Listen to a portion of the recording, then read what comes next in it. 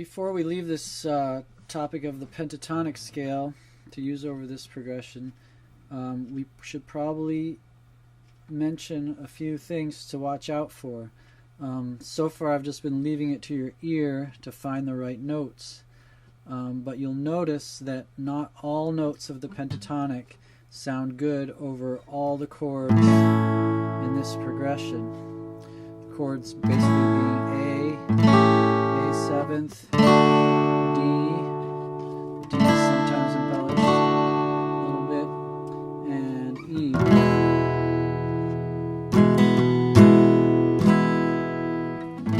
So let's take a look at that. If we have an A chord,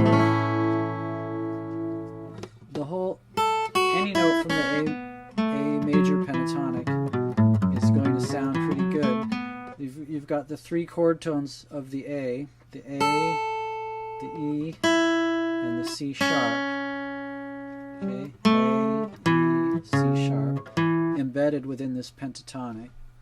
And then you just have, so that's 3 out of the 5 note pentatonic are chord tones, and the other 2 are the B, which is right here, serving as a passing tone between the 2 chord tones A and C sharp. So that's cool. And then above the E we have an F sharp, which can be a neighbor tone of the E. And it's actually a chord tone of an A6, which is sometimes a chord that can be used in place of just a regular A. So the whole A major pentatonic is fine for the A chord. But when we're on the D chord, things change a little bit, and now we have to be careful. The A still sounds good. That's the common tone between the A and the D. They both have an A note in those chords. F sharp still is now a chord tone of the D, so that sounds good. The E can be a neighbor tone of the F sharp, so that sounds good. The one that you have to watch out for is the C sharp, because we have a D in this chord, and the C sharp is only half step next to it, and to hear those together sounds kind of like this. A little bit dissonant. Okay, so you have to watch out that you don't use that one in the wrong way, or it's not going to sound too great. It can be used as an upper neighbor of the B. The A is a chord tone. The B is a chord tone of a D6. Even though we're not playing a D6, it's a tension note that sounds good over that particular chord. So you have to be real careful about how you use the C sharp when you're on the D chord.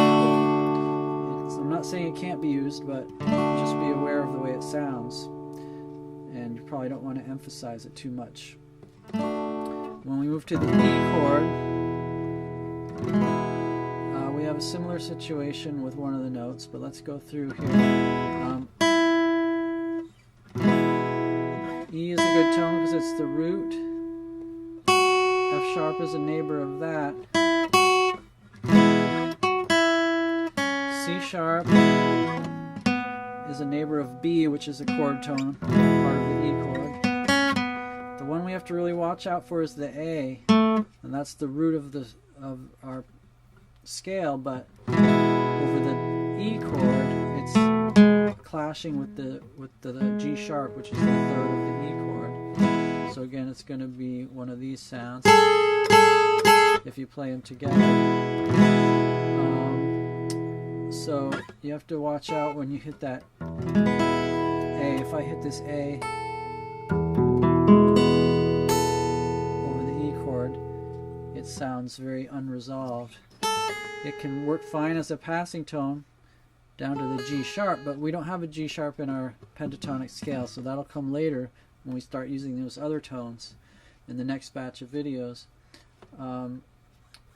It can work when you're coming down a pentatonic and you're almost about ready to go back to A, to just pass through the A even when you're on the E chord, and then you hit it real there. So it just depends how you use it. So the next level of improvising over this chord progression would be to have a greater awareness of which notes of the pentatonic you hit and when.